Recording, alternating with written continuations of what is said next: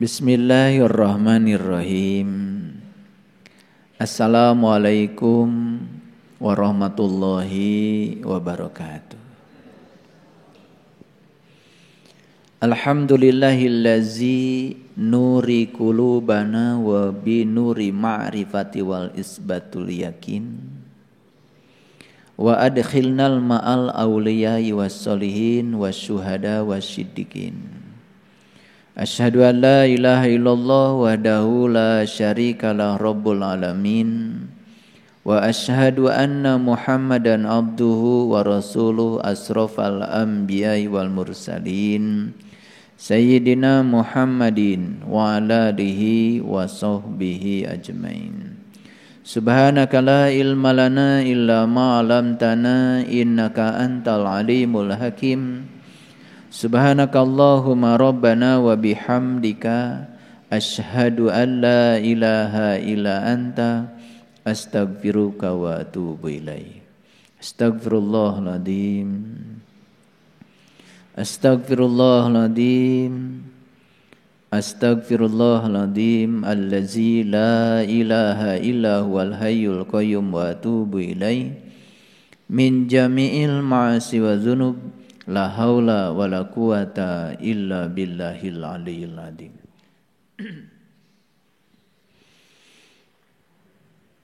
Puncak evolusi fisik itu adalah menjadi manusia dan memiliki tubuh yang sempurna.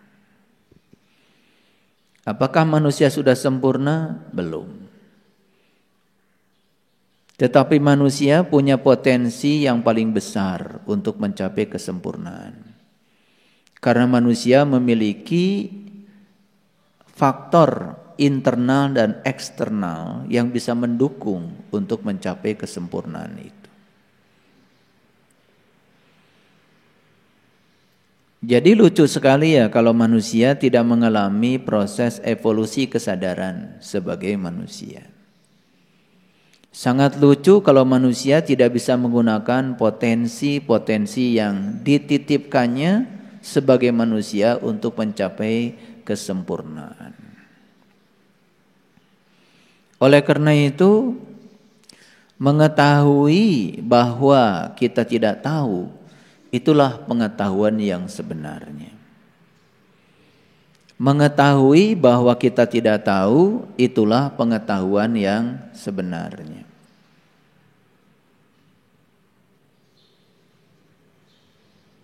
Karena tidak sedikit orang-orang yang tidak tahu kalau dirinya itu tidak tahu. Makanya cuma ada dua kelompok manusia di semesta ini yang tidak akan mengalami perubahan. Yang pertama, kelompok manusia yang paling dungu. Yang kedua, kelompok manusia yang paling bijaksana. Dua kelompok itu tidak mengalami perubahan. Yang pertama, kelompok manusia yang paling dungu, ya tentu saja mereka yang tidak tahu kalau dirinya tidak tahu. Termasuk di dalamnya manusia-manusia yang sering sok tahu, tidak mau tahu, kalau diberitahu tidak pernah mau tahu. Padahal sesungguhnya dia itu tidak tahu, tapi dia tidak tahu bahwa dia tidak tahu, itu masuk kelompok paling dungu itu. Dan kelompok yang seperti ini tidak akan berubah. Kelompok yang kedua yang tidak akan berubah adalah kelompok manusia yang paling bijaksana. Dan manusia paling bijaksana itu tidak ada. Karena yang paling bijaksana itu cuman Allah Al-Hakim. Maka beliau itu maha bijaksana. Makanya Allah gak pernah berubah. Kenapa Allah tidak pernah berubah? Karena sudah maha sempurna, maha bijaksana. Itu. Makanya banyak sekali yang sering menghibur diri kalau manusia itu ya bukan malaikat katanya, tapi bukan juga iblis. Tidak akan salah selamanya, tapi juga tidak selalu betul selamanya. Setuju saya. Tapi itu jangan jadi penghiburan diri untuk melakukan kesalahan.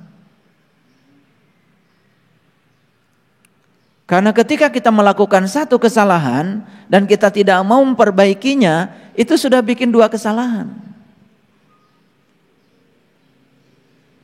Apalagi kalau bikin kesalahan yang sama, sudah bikin 4 kesalahan.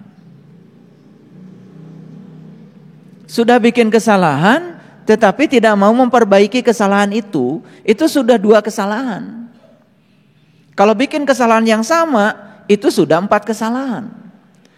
Bikin kesalahan yang sama sudah 8 kesalahan. Sehingga banyak sekali ya yang tidak pernah menyadari hal itu. Oleh karena itu, di awal kajian kita saat ini, mohon maaf kalau saya mulai ngomel sedikit.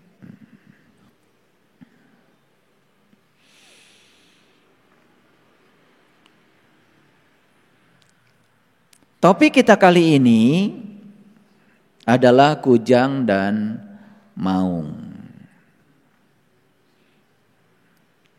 Tapi saya tidak akan berbicara kujang sebagai perkakas atau senjata atau simbol-simbol spiritual jati dirinya manusia Sunda, karena saya tidak akan punya cukup waktu untuk itu. Kujang itu sebetulnya arti yang sebenarnya, kalau di Sunda itu kan ada sindir, sampir, silip, itu di Sunda itu, siloka. Dari sisi sindir, kujang itu diartikan leluhur kita sebagai kukuh kana jangji. Kalau orang Sunda bilangnya jangji pakai ang. Kalau bahasa Indonesia janji. Kukuh karena janji berarti komitmen, memiliki keteguhan pada janji. Itu kujang.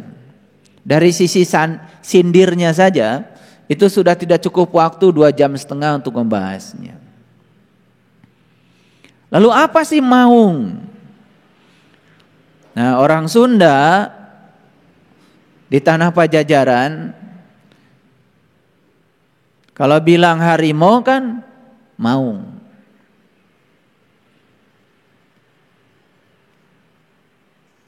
Karena maung ini juga ada pesan spiritualnya dari leluhur kita, dari maung.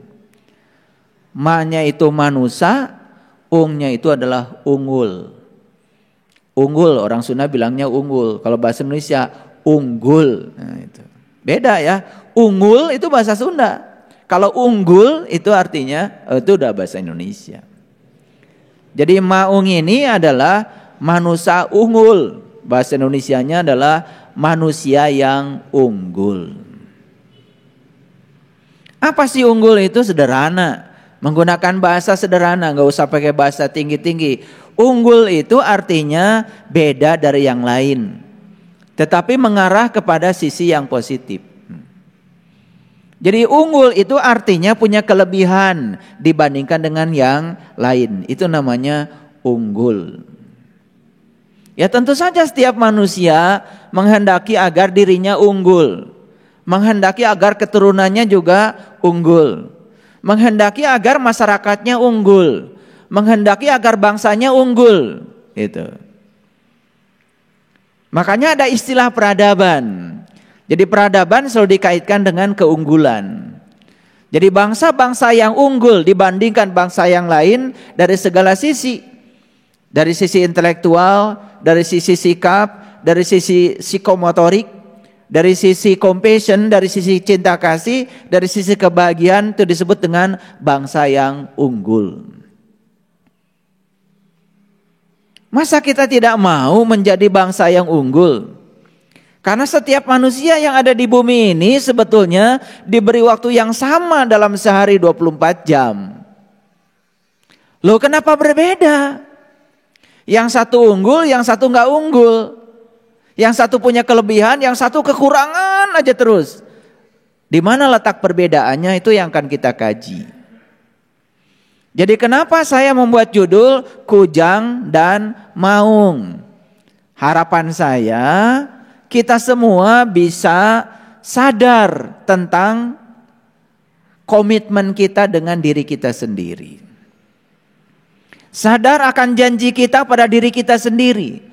Maka siapa saja yang teguh pendirian pada janjinya, maka dijamin dia akan menjadi manusia unggul.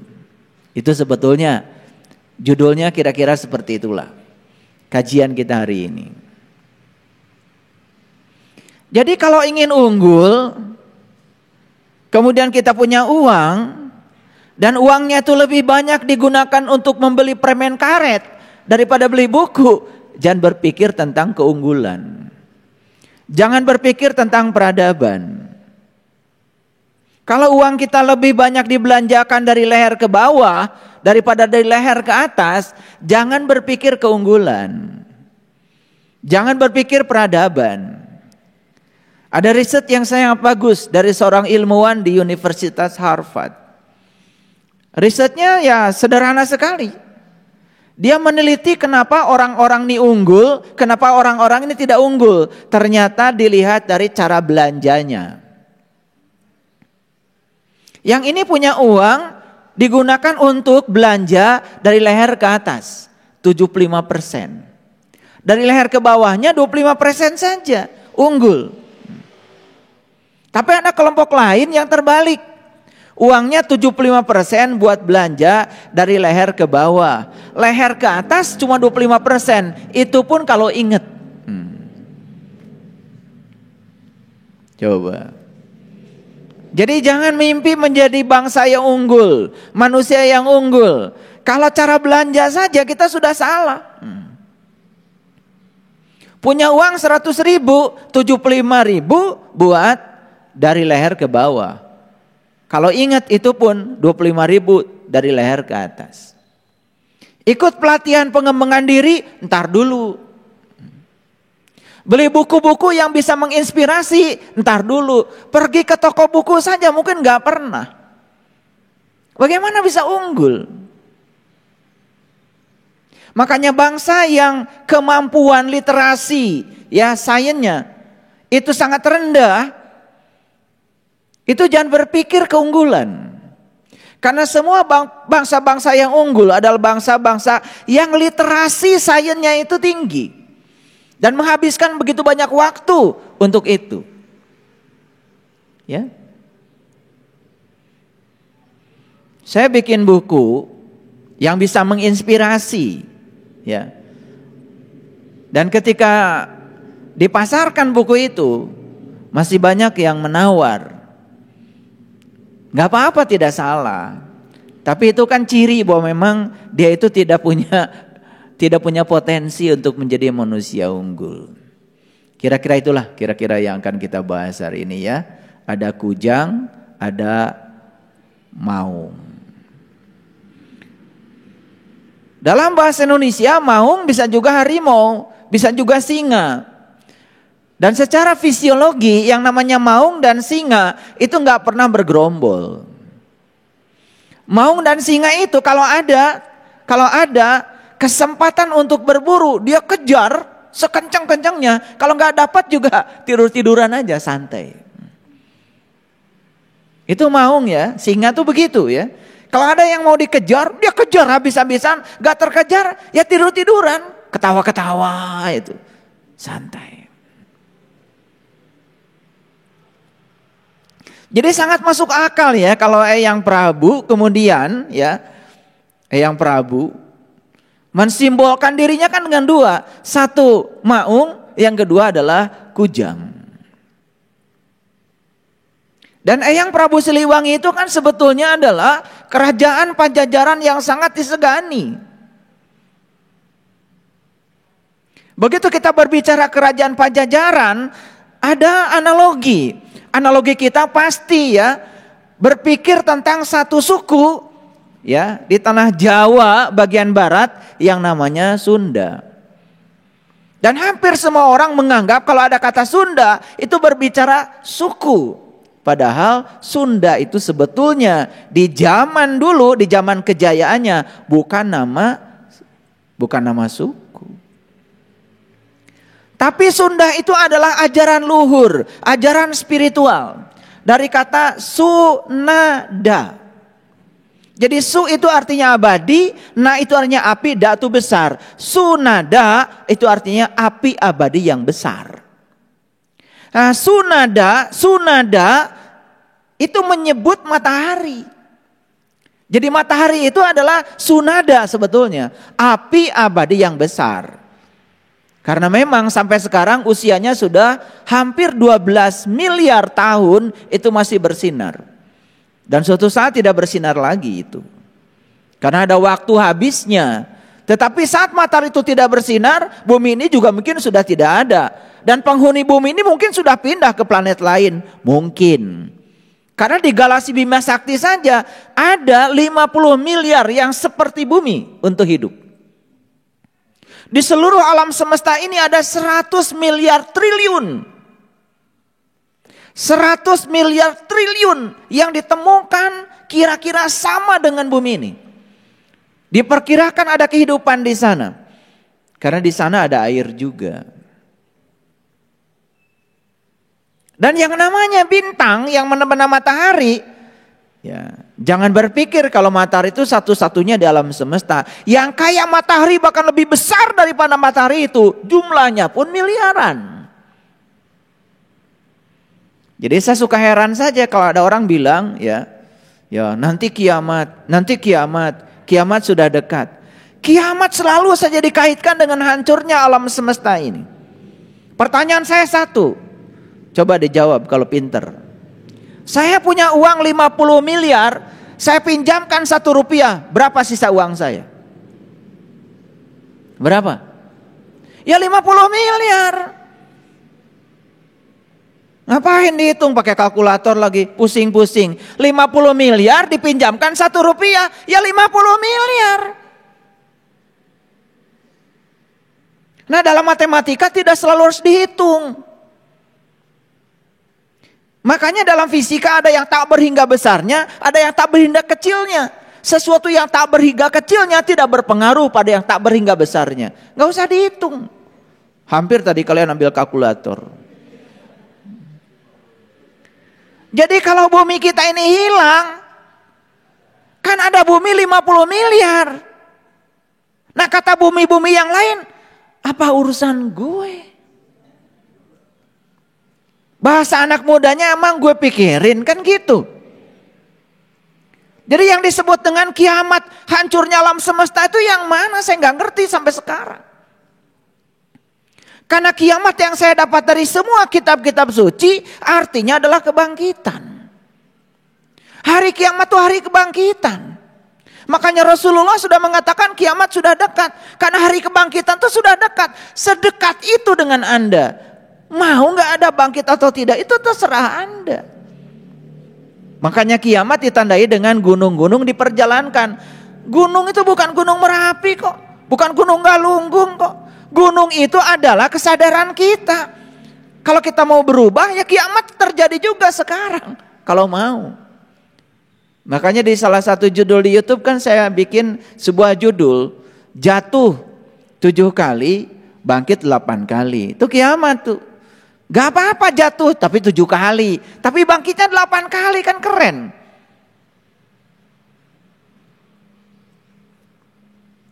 Itu.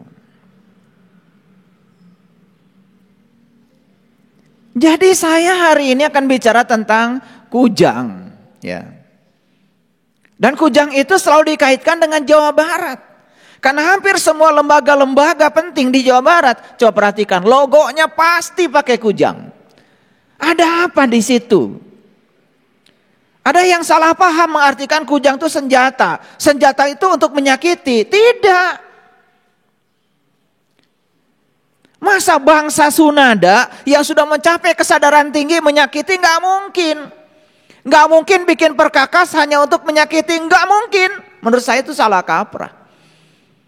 Itu katanya adalah alat untuk berperang. Nggak mungkin berperang kalau orang sudah kesadarannya tinggi. Nggak mungkin.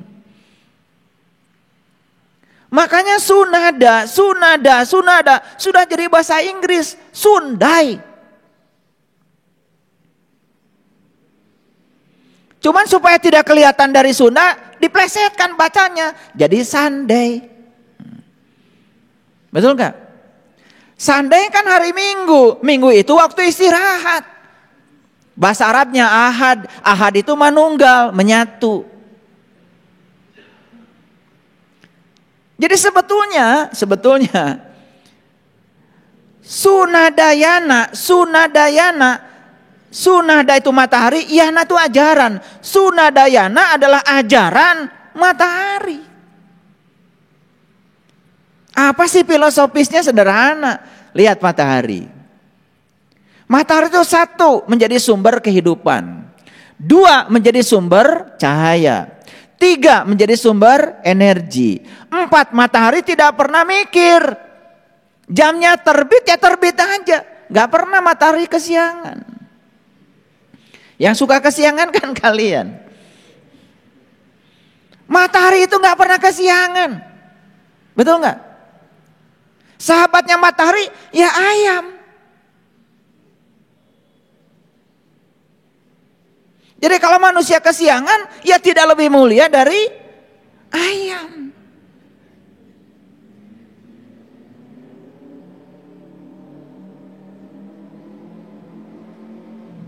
Iya, kan kalian suka bilang, siapa kamu? Ayam.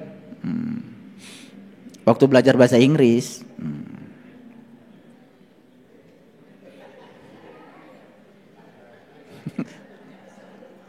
Gitu aja pakai mikir. Ini kalian bahasa Inggrisnya berapa sih nilainya? Mikir, ketawanya terlambat. Ini gimana mau unggul kalau tertawa aja terlambat. Saya pengennya begitu saya selesai ngebodor, ketawanya kenceng kan gitu, nyambut gitu. Ada jeda ini karena memang ya mungkin belum unggul ya. Jadi pas banget itu kalau saya pakai judulnya Kujang dan Maung ya ini, supaya unggul. Iya. Jadi Sunadayana itu adalah ajaran menuju matahari. Itu cocok dengan Quran yang mengatakan Rabbul Masyriqain wa Rabbul Maghribain. Ada dua tempat terbit matahari.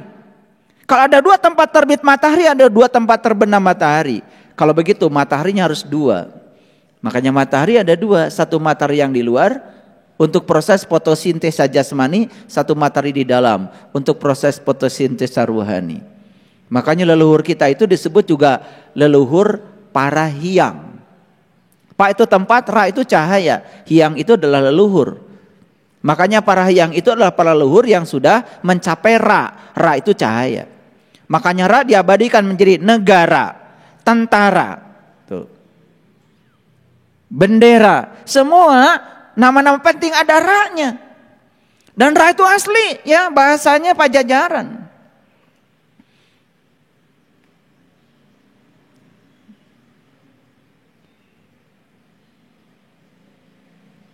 Jadi kalau Quran mengatakan ada dua matahari, leluhur kita udah mencapai itu.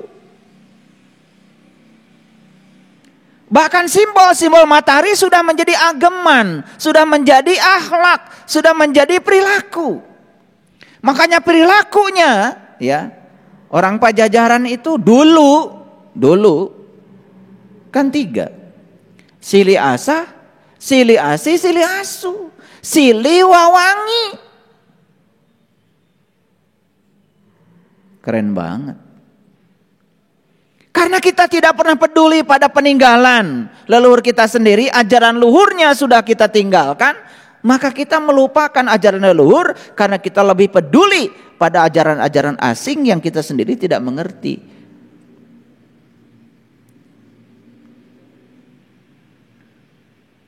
Itu.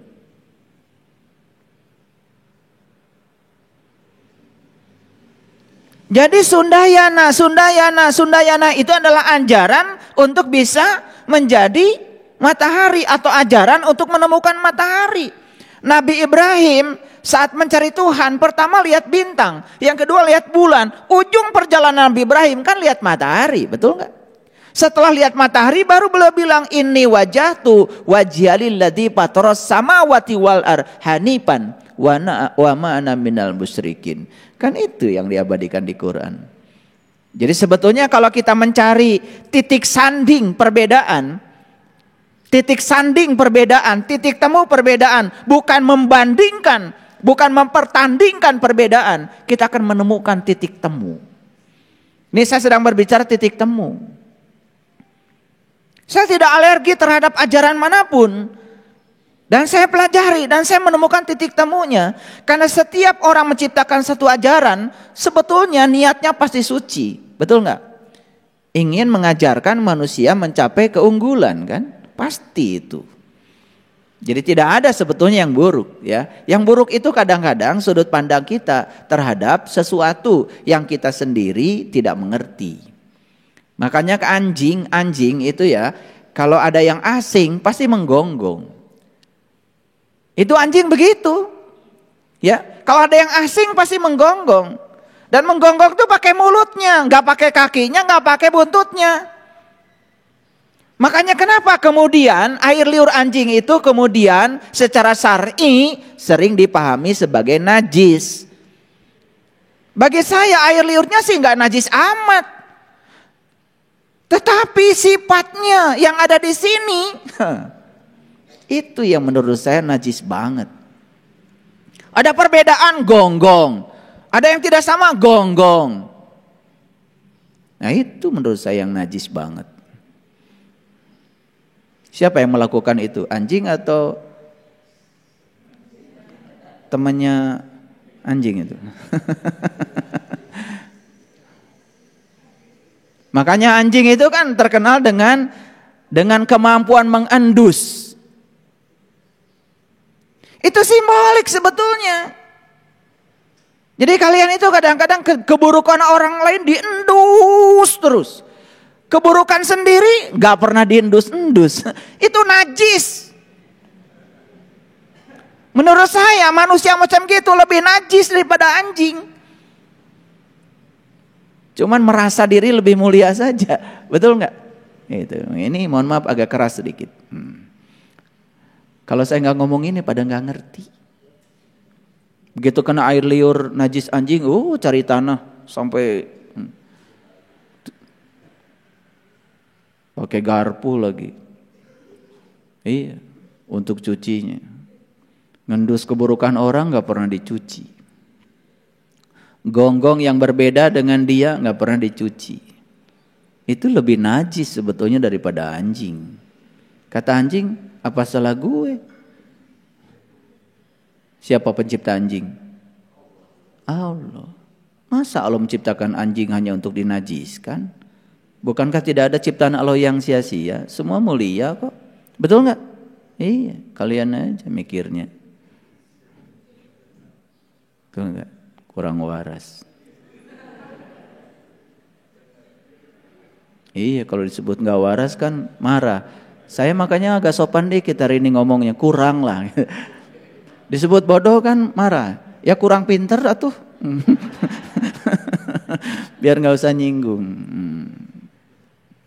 Gitu. Nah jadi saya akan bicara ini. Oke, kita mulai. Mulai dari sini. Jadi udah ngerti ya? Kujang apa? Teguh pada janji. Mau ngapa? Manusia unggul. Jadi kalau ingin jadi manusia unggul, syaratnya satu kok. Udah diajarkan leluhur kita. Kukuh karena janji. Memegang komitmen. Gitu.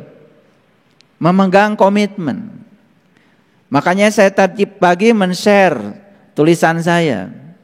Kalau hari ini kalian masih menderita, hidupnya sederhana. Karena belum harmonis saja antara hidupmu dengan kehidupan. Itu saja. Itu adalah alarm sebetulnya. Begitu kita menderita dalam kehidupan ini, ada alarm yang berbunyi. Alarm sedang memberitahu kepada kita, hidupmu dengan kehidupan belum harmonis. Itu aja. Hidupmu dengan kehidupan belum selaras. Itu aja sebetulnya. Begitu tidak harmonis hidupmu dengan kehidupan, ya sudah, banyak sekali ya. Banyak sekali alarm-alarm yang berbunyi. Tetapi itu tidak buruk, karena itu adalah cinta kasih kehidupan pada kita. Kalau alarmnya nggak bunyi kan berbahaya, betul nggak? Begitu kita lambat makan, alarm bunyi, maka tubuh bilang, lapar, lapar kan gitu.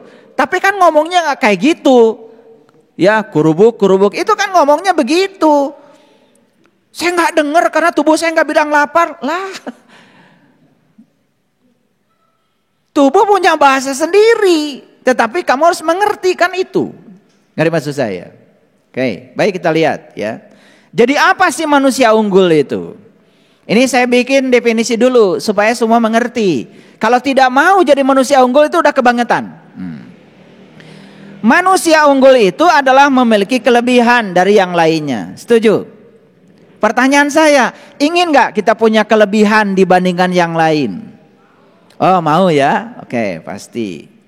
Kalau ditanya gitu kan pasti mau. Ntar ditanya lagi, itu duitmu belanja buat dari leher ke atas berapa? Leher ke bawah berapa gitu. Ya. Beli makanan yang enak nggak pernah sayang. Betul nggak? Tapi beli buku nawar. Nah itu udah kelihatan ya memang tidak berbakat jadi manusia unggul. Ya paling juga kalaupun beli buku pasti kumpulan doa-doa mustajab.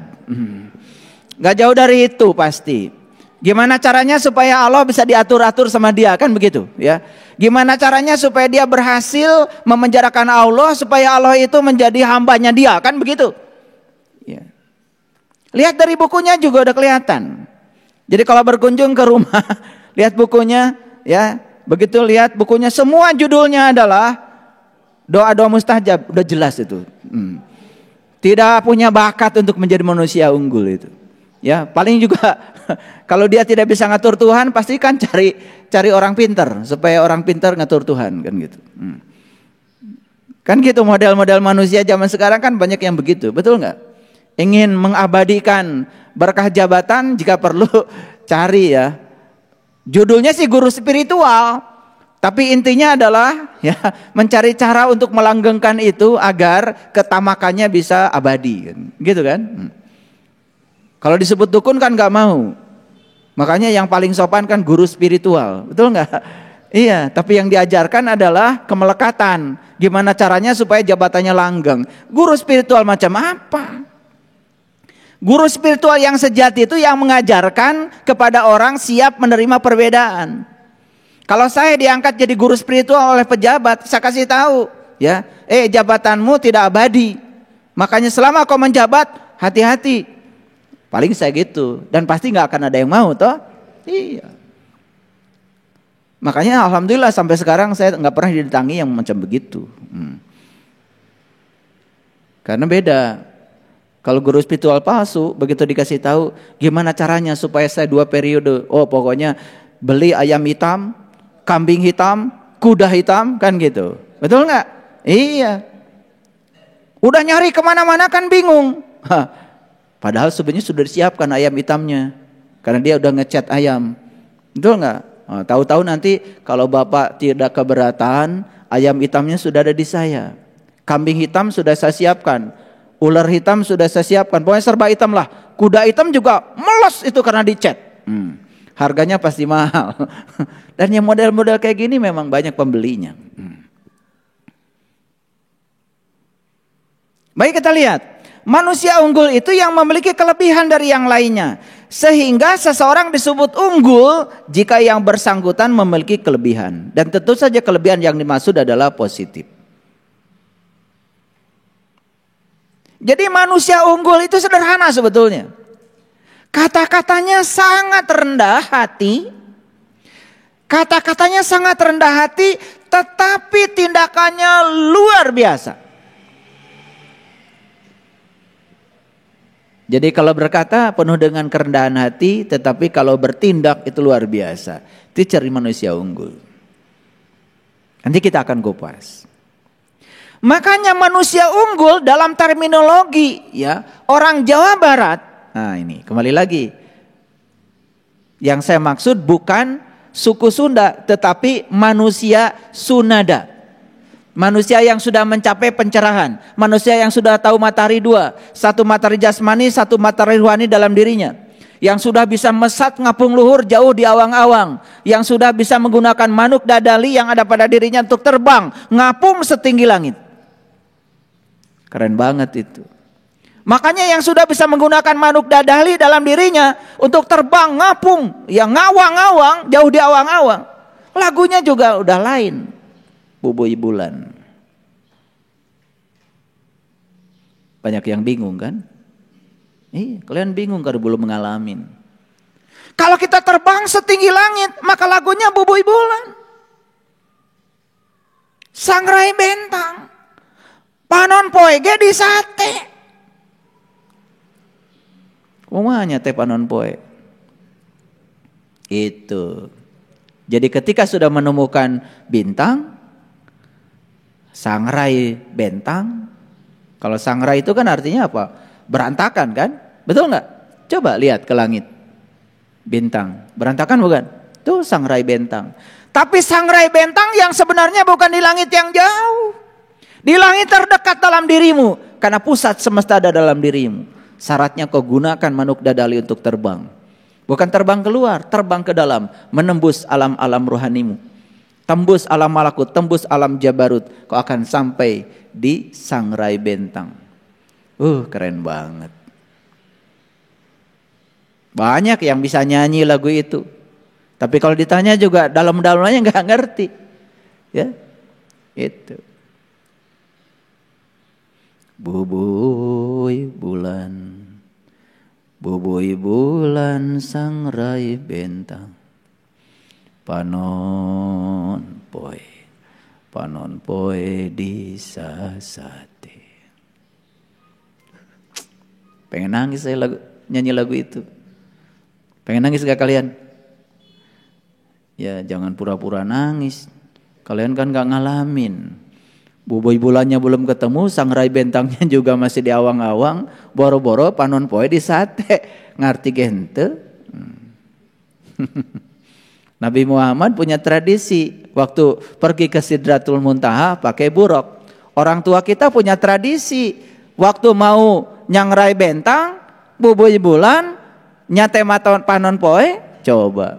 Tradisinya apa? Naik manuk dadali. Leluhur kita di Indonesia pakai burung Garuda. Keren banget. Selaras enggak? Sebetulnya semua ajaran itu selaras. Menjadi tidak selaras ya habis kamu sendiri tertutup. Belajar cuma satu aja merasa paling benar. Kapan? Tidak open minded. Makanya saya berulang kali menyampaikan di tempat ini. Manusia unggul tuh kalau dalam ajaran manusia matahari itu ada 6. Ini sudah saya tulis nih. Yang pertama nulung kanu butuh. Kalau tidak unggul bagaimana bisa nulung kanu butuh? Udah unggul dulu kan. Harus punya kelebihan rek nulung kanu butuh. Paham maksud saya? Mau ngajarkan marketing ya harus ahli marketing. Mau ngajarkan masak harus ahli masak. Mau ngajarkan menjahit, harus ahli menjahit. Mau ngajarkan metode berbisnis, harus ahli bisnis kan gitu. Mau ngajarkan perbankan, harus ahli perbankan. Mau ngajarkan fisika, harus ahli fisika. Ngajarkan matematika, harus ahli matematika. Itu baru bisa nulung kan butuh. Unggul gak itu? Hebat gak rumusan leluhur kita? Jadi Kujang dan Maung ini jadi selaras. Ayo saya tanya. Dulu pernah sekolah? Punya kan? Punya cita-cita waktu sekolah? Punya cita-cita? Menjadi apa? Dokter. Pasti. Gak ada yang mau jadi guru. Karena lagunya juga ya. Susan, kalau gede mau jadi apa? Kan gitu. Pasti mau jadi dokter.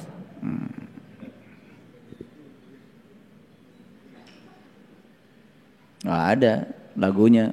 Kalau gede mau jadi guru spiritual, nggak ada.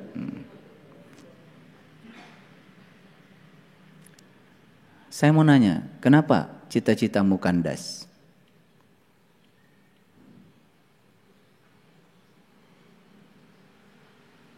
Tahu jawabannya? Karena tidak kujang, tidak kukuh karena janji. Awas loh, cita-cita itu janji. Itu janjimu pada dirimu sendiri.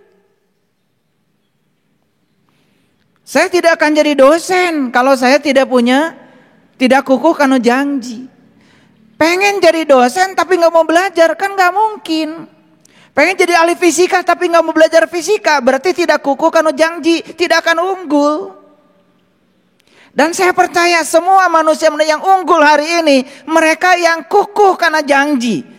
Mereka yang punya komitmen, bahasa kerennya kan integritas. Integritas itu berarti dia punya komitmen pada diri sendiri. Itu. Jujur ini saya mau katakan. Ayo, jujur semua mengakui. Kenapa saya kandas? Kenapa saya cita-citanya kandas? Sederhana kok. Karena kamu tidak teguh pada janjimu sendiri. Ini berlaku umum dalam segala hal. Kenapa saya belajar spiritual kandas? Karena Anda tidak teguh pada janji Anda sendiri. Kenapa cita-cita duniawi saya kandas? Karena Anda tidak komitmen pada janji Anda sendiri. Itu aja kok. Silahkan buktikan omongan saya. Gak akan keluar dari situ. Dan semua orang-orang yang unggul di semesta ini adalah mereka yang punya komitmen pada dirinya sendiri. Bahasa kerennya kan ada integritas. Gitu. Coba nulung kanu butuh. Jadi nggak kalau nggak unggul? Nggak bisa. Nalang kanu susah. Bisa nggak kalau nggak unggul? Kalau tidak punya kelebihan gimana bisa nolong orang susah? Ngahudangkeun kanu sare. Bisa nggak kalau nggak unggul? Membangunkan orang yang tertidur gak akan bisa kalau dia pun masih tidur. Nyaangan kanu poeken, bisa gak kalau dia masih gelap? Gak bisa, dia sendiri harus menjadi cahaya, menjadi sumber cahaya. Nepak kanu poho, mengingatkan orang yang lupa. Gimana dia bisa mengingatkan yang lupa kalau dia sendiri masih lupa, betul gak?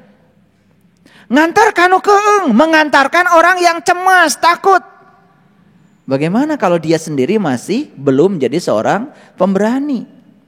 Keren gak? Jadi sebenarnya yang harus dibangun itu adalah bagaimana Anda itu punya sesuatu yang positif, yang lebih daripada orang lain. Saya percaya orang-orang yang hari ini mencari uang itu karena dia tidak punya kelebihan dibandingkan yang lain. Dan semua orang yang hari ini punya kelebihan dan keunggulan dibanding yang lain dicari uang. Bedanya sedikit kok. Yang satu mencari uang, yang satu dicari uang. Pilih mana? Tuh, pengennya sih dicari uang. Kalian tuh kalau ngejawab pinter. Tetapi begitu diajak untuk turun melakukan, banyak sekali membuat alasan untuk tidak berbuat. Ngerti maksud saya? Coba, ada gak orang dokter spesialis sibuknya luar biasa, itu pasiennya udah nunggu loh, rela antri, berarti uang mencari dia? Iya. Beda kan dengan dokter biasa. Nunggu aja malah pasiennya gak datang-datang. Sama. Dalam segala hal juga begitu. Dalam dunia ekonomi, dalam dunia perdagangan sama. Ayo lihat saya semuanya. Gimana caranya kita menjadi unggul? Itu pertanyaannya. Gimana caranya? Karena semua sarannya sudah diberikan oleh semesta pada kita. Waktu kita sama 24 jam. Kok orang lain bisa? Kok saya tidak bisa? di mana letak kesalahan saya? Ternyata begitu diselidiki kesalahannya sederhana. Orang lain sudah bangun, kita masih tidur. Orang lain masih bangun, kita sudah tidur. Taeta. Batur geus hudang ieu sare kene. Batur hudang kene ieu geus sare. Jam tidurnya lebih panjang daripada yang lain. Mau unggul seperti apa? Waktunya sih sama 24 jam. Betul maksud saya? Oke. Nah, saya masuk sedikit deh ke sini. Perhatikan. Jadi kalau kita melihat bagian-bagian dari waruga kujang, waruga itu berarti badan kasatnya kujang, waruga. Itu ada bagian papatuk, itu mulut, ya. Ada bagian mata, ada bagian beteng, perut. Ada bagian tongong, tongong itu berarti punggung, dan lain-lain. Jadi sebetulnya saya tidak akan membahas ini karena waktu ini tidak akan cukup. Tetapi secara global sebetulnya kujang ini lebih mencerminkan tentang diri manusia. Jadi kujang ini lebih mencerminkan tentang diri manusia. Ya, nanti suatu saat kita kupas lebih dalam. Karena saya ingin fokus pada bagaimana justru kita membangun keunggulan. Itu yang ingin saya fokuskan sekarang. Nah, jadi secara filosofis ya di dalam pepatah leluhur kita itu ada namanya sindir, ada yang namanya sampir, ada yang namanya silib, ada yang namanya siloka, ada yang namanya sandi, ada yang namanya simbul, ada yang namanya sasmita. Nah ini kalau saya bahas kukuh karena janji, itu baru sindir tuh. Hanya sebagian kecil saja dari falsafah kujang yang begitu dalam. Kalau ini saja kita kupas udah luar biasa, perlu waktu. Betul nggak?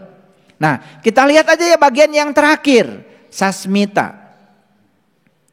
Ka, ja, nga. Ka itu artinya tenaga, ja itu artinya wujud hurip, ya. Nga itu adalah sene, ya, kawasa.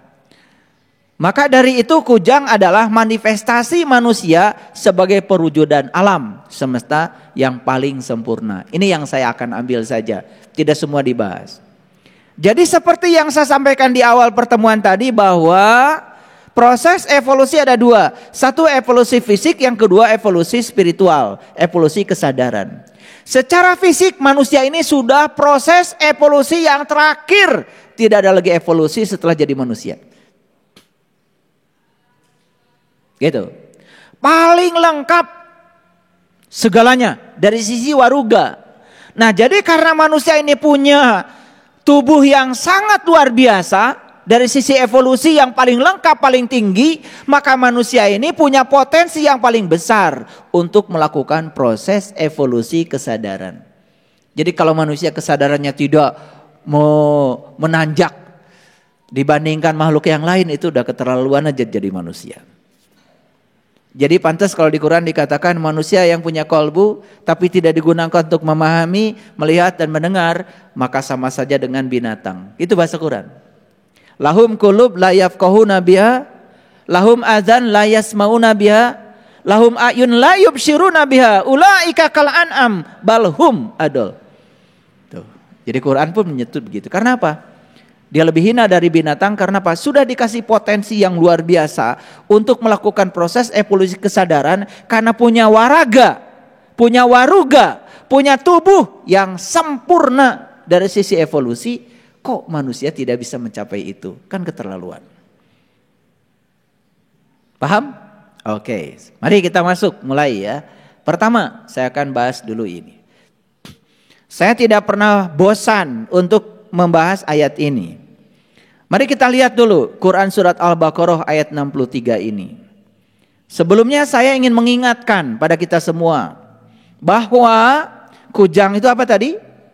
Kukuh karena janji.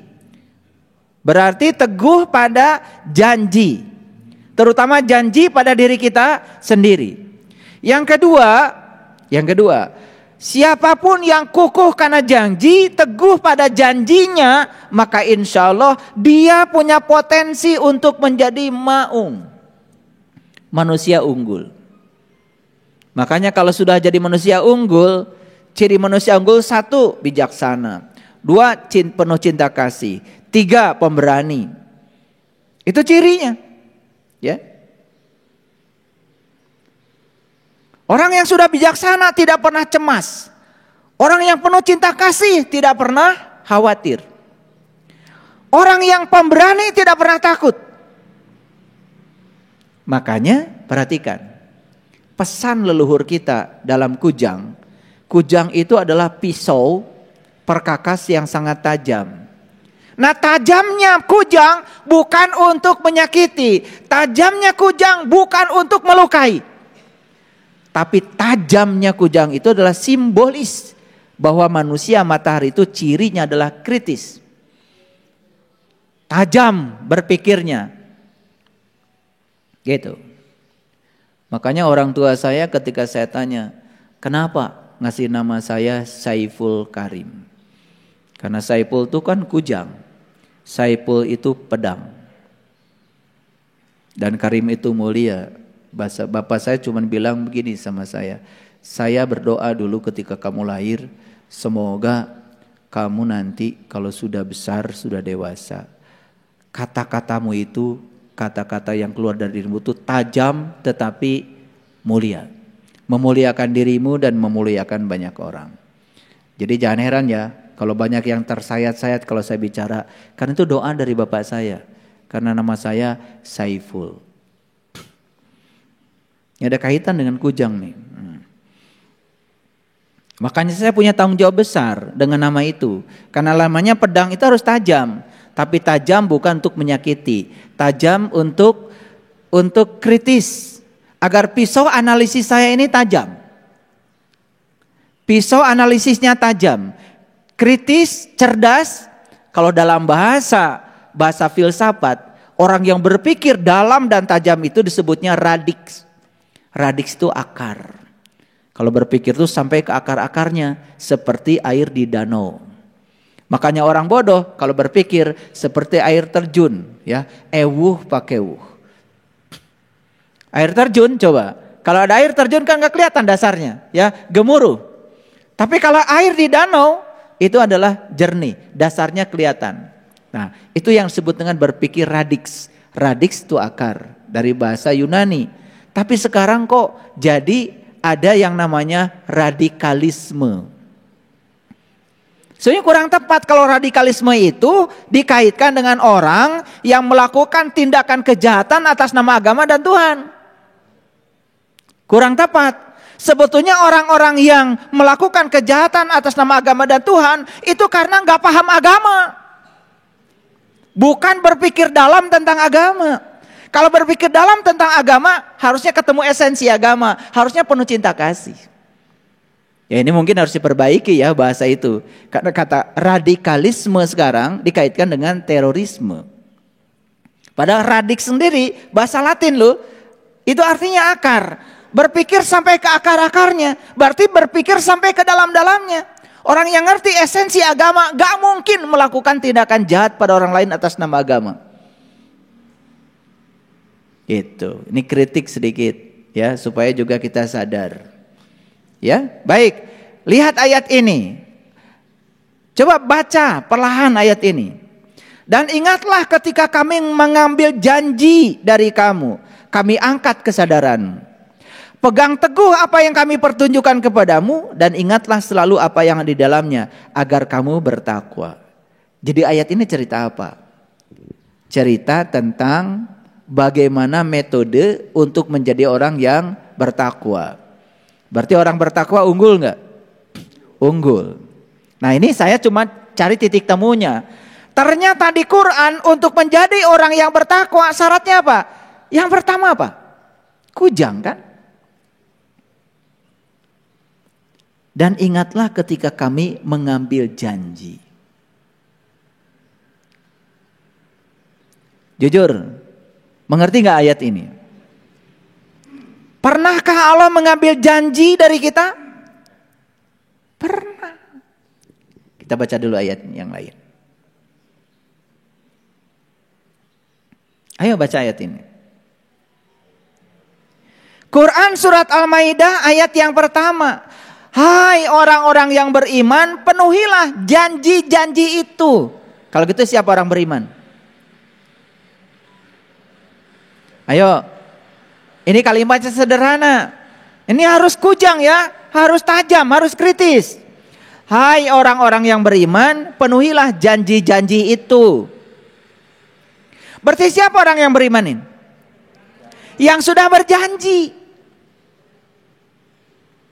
Gak mungkin Allah tiba-tiba menagih janji sama orang yang belum pernah berjanji. Makanya di Quran dikatakan, ya ayyuhallazina amanu aufu bil uqud. Hai orang-orang yang beriman, penuhilah janji-janjimu. Jadi siapa orang yang beriman? Yang sudah berjanji. Pertanyaan saya satu, kalian sudah berjanji apa belum? Kalau sudah berjanji, ya sudah masuk kategori orang beriman, dihaikan. Ini yang belum janji, tiba-tiba ngaku beriman, boleh? Ya boleh, namanya juga ngaku. Tetapi tidak dihaikan di ayat ini, karena ayat ini hanya menghaikan orang-orang yang sudah berjanji. Orang yang sudah berjanji oleh Allah dimintai komitmennya pada janjinya. Kujang bukan itu. Kujang bukan itu.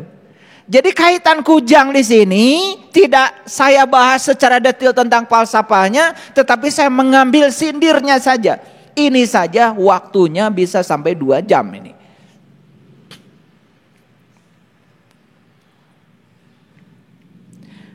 Begitu kita sudah memenuhi janji kita, maka Allah bilang di ayat ini, lihat ayat ini. Dihalalkan bagimu binatang ternak.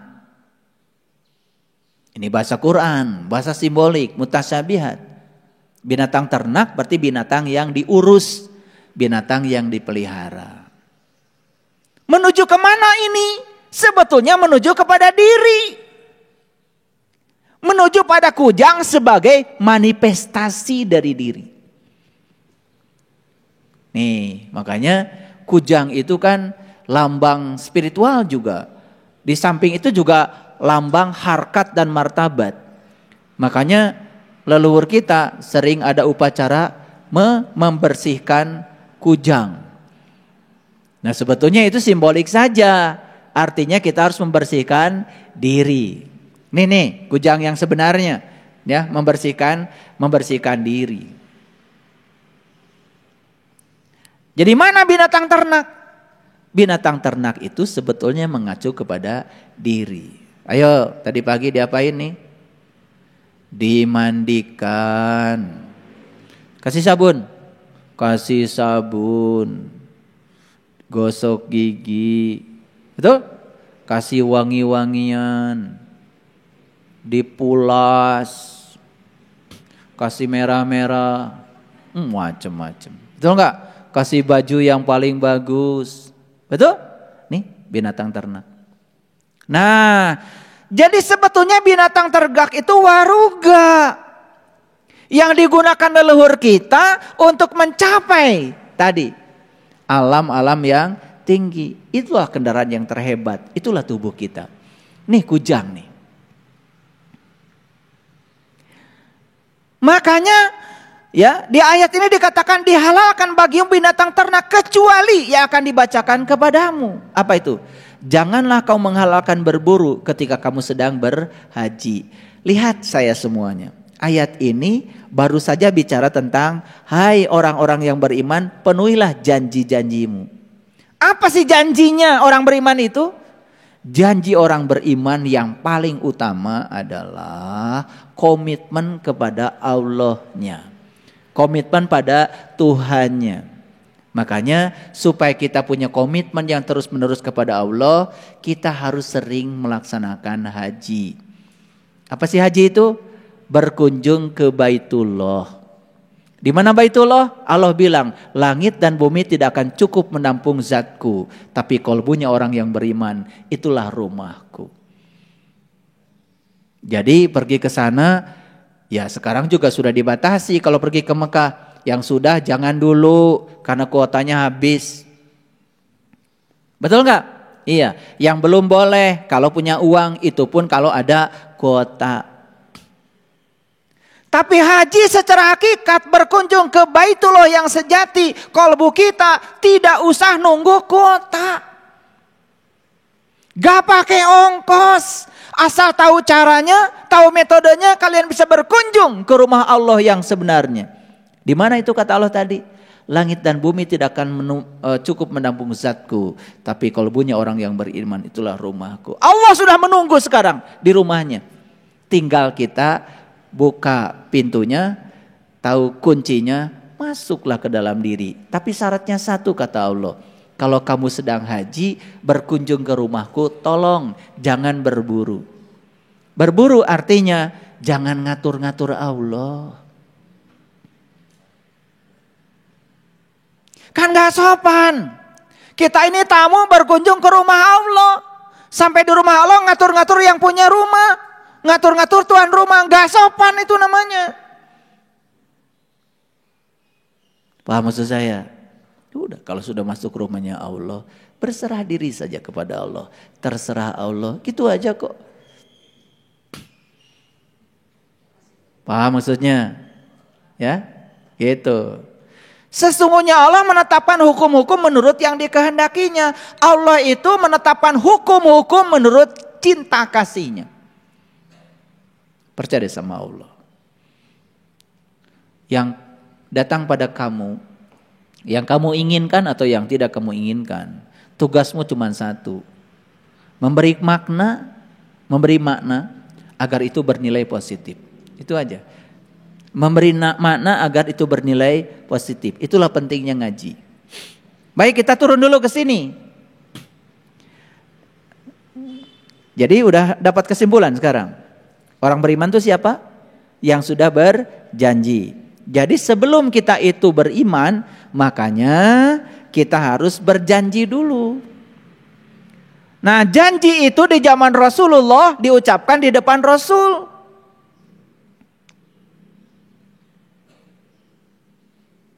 Makanya di Quran ada kata-kata innalladzina yubayyi'unaka innama yubayyi'unallah. Siapa yang berjanji setia kepadamu wahai Muhammad, sesungguhnya dia berjanji setia kepada Allah. Itu yang disebut dengan transaksi. Jadi oleh karena itu mengawali iman harus diawali dengan sebuah transaksi. Penting itu diperhatikan. Makanya ada ayatnya, hai orang-orang yang beriman, penuhilah janji-janjimu. Berarti orang beriman itu adalah orang yang sudah berjanji, maka ditagih oleh Allah. Paham sampai di sini? Nah, kalau kita lihat Quran surat Al-Baqarah ayat 63, syarat untuk menjadi manusia unggul yang disebut dengan manusia bertakwa itu salah satu syaratnya adalah mengambil janji. Jadi harus diambil janji itu. Ayo, yang belum berjanji harus berjanji. Di zaman Rasul dilakukan di depan Rasul. Sekarang tidak ada lagi Rasul. Yang ada adalah para pewaris ilmunya Rasul. Itulah yang disebut dengan para guru. Sering disebut dengan para guru mursyid. Kan begitu. Mayyahdillahu fahuwal muhtadi wa mayudlil falan tajidalahu waliyan mursidan.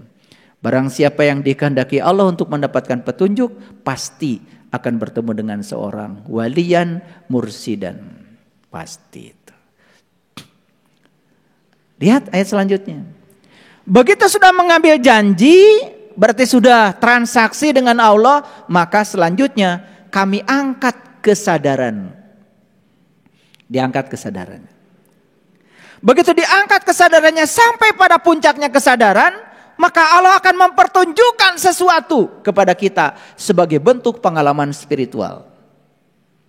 Disitulah sebetulnya matahari ruhani dipertunjukkan. Disitulah bubui bulan, disitulah sangrai bentang, disitulah matahari disasate. Maka tugasmu berikutnya adalah pegang teguh apa yang Allah pertunjukkan. Bahkan tidak berhenti sampai di situ. Ingat apa yang ada di dalamnya. Ingat yang Allah pertunjukkan di kesadaranmu itu. La'allakum tattaqun. Maka kau akan jadi orang yang bertakwa. Jadi Quran surat Al-Baqarah mengisyaratkan kepada kita untuk menjadi manusia unggul. Awalilah dengan kujang. Hebat gak? Ketemu gak titik temunya? Oke. Makanya inilah yang tadi ayatnya. Kita lanjutkan dulu. Makanya Rasulullah bersabda, ya, sebaik-baiknya manusia di antaramu adalah yang paling banyak manfaatnya bagi orang lain. Lihat saya semuanya. Ayat ini sekarang sudah mengalami distorsi hadis ini. Karena banyak orang yang mengatakan dirinya itu manusia paling baik kalau ritual agamanya paling banyak. Kalau aktivitas ritualnya paling banyak. Kalau di masjidnya paling sering. Saya tidak anti masjid. Awas, ya jangan salah tafsirkan. Saya tidak anti masjid. Saya senang kalau banyak orang yang pada pergi ke masjid. Makanya saya bikin masjid. Tapi saya lebih senang lagi kalau orang itu di masjid ini menempa diri, menempa kesadaran untuk menjadi manusia yang berguna sebanyak-banyaknya bagi orang lain. Ngerti maksud saya? Jadi jangan kemudian kalau sudah baca Quran, berjujud di masjid, kalian gak ngerti yang dibaca, merasa diri yang terbaik. Itu belum selesai. Tugasmu adalah menangkap pesan-pesan dari kitab suci itu untuk diimplementasikan dalam hidup agar kau menjadi manusia yang berguna, memberi manfaat sebanyak-banyaknya bagi orang lain. Nih kalau lagi ngaji kayak gini, gak soleh, kalian itu gak soleh. Menjadi soleh kalau hasil ngaji ini diimplementasikan dalam hidup dan bermanfaat bagi orang lain. Habis ngaji dengan saya, cinta kasihmu lebih banyak. Habis ngaji dengan saya, pedulimu pada orang lain lebih besar. Habis ngaji dengan saya, belajar sayanya lebih semangat lagi. Ingin menciptakan sesuatu yang berguna bagi orang lain. Itu keren. Nah banyak yang berhenti di ritual saja. Makanya ada orang yang usil. Kamu ini kerjanya ngurusi dunia aja sih. Dikira dia kalau sudah di masjid terus ngurusi akhirat. Itu yang keliru. Tugas kita datang ke dunia ini ngurusi dunia. Awas. Tugas kita datang ke dunia ini ngurusi dunia. Nah supaya ngurusi dunia bagus, bawa nilai-nilai akhirat. Apa akhirat? Akhirat itu Allah. Terminal terakhir. Asal dari Allah, kembali kepada Allah. Berarti akhirat itu Allah. Kalau akhirat itu Allah, berarti Allah ada di mana? Allah ada di mana? Kan Allah bilang, aku bersamamu, lebih dekat kepadamu daripada urat nadi lehermu. Allah tuh bersamamu saat kau menjalankan tugas-tugas dunia ini. Jangan lupa nilai-nilai ketuhanan pada dirimu. Jangan bohong, jangan mencuri, jangan menipu. Kan gitu. Itu insya Allah selamat akhiratnya. Dan sekarang orang kalau bicara akhirat tuh belajar agama, gak peduli kelakuannya kayak apa. Ngerti maksud saya? Yang penting sudah belajar agama, gak peduli kelakuannya kayak apa. Dan dikiranya dia sedang membangun akhirat. Ini ada gak laptop ini kalau gak ada orang yang mencipta? Ada gak InFocus ini kalau gak ada yang mencipta? Ada gak lampu ini kalau tidak ada orang yang mencipta? Gak ada. Saya mau nanya, soleh gak yang bikin laptop? Soleh gak yang bikin kamera? Soleh gak yang bikin InFocus? Soleh gak yang bikin mobil? Soleh gak yang bikin sepeda motor? Bermanfaat gak buat orang banyak? Luar biasa. Soleh gak yang bikin pompa air? Hah? Tuh itu soleh itu begitu. Soleh itu bukan pintar ngaji. Soleh itu kamu bermanfaat bagi orang banyak. Itu kata Rasul. Ini kata Rasul bukan kata saya. Sebaik-baiknya manusia di antara kamu adalah yang paling banyak manfaatnya bagi orang lain. Bagaimana Pak kalau saya bisa ngaji? Bagus. Tapi kalau kamu bisa ngaji cuma Arabnya saja dan berarti di situ belum soleh. Ini orang tua kadang-kadang paradigmanya salah. Anak dikirim ke pesantren untuk belajar bisa ngaji, dikiranya itu soleh. Belum. Sekolahkan di sekolah yang bisa menempa dua-duanya. Ngerti maksud saya?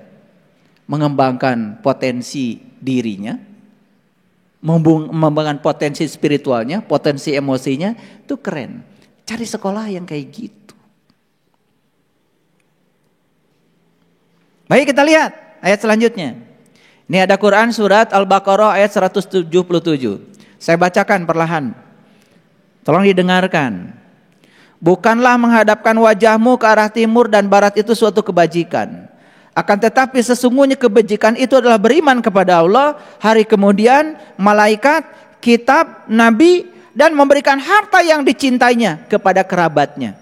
Awas ya, memberikan harta yang dicintainya. Kalian ngasih hadiah lebaran karena kalian dikasih hadiah lebaran sama orang lain. Kebetulan kalian gak suka. Ya saya tahu. Nih kalian nih kayaknya dapat hadiah lebaran. Cuman gak suka.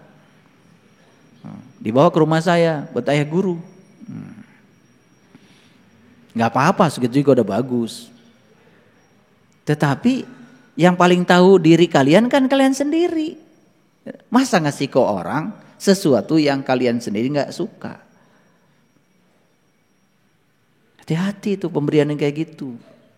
Makanya di Quran dikatakan berikanlah harta yang dicintainya kepada kerabatnya. Jadi kalau mau ngasih sesuatu sama orang lain tuh yang kalian paling suka. Bukan yang paling tidak kalian suka. Peryogi sendal tuh, peryogi. Abdi meser kamari teu kaanggo. Tolol pisan.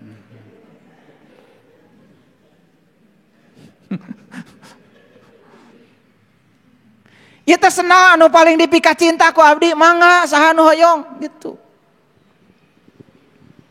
Gitu enggak kita? Wah, jauh dari manusia unggul. Bagaimana mau unggul? Ngasih saja masih modelnya kayak gitu. Buang sampah dibalut dengan kain kehormatan.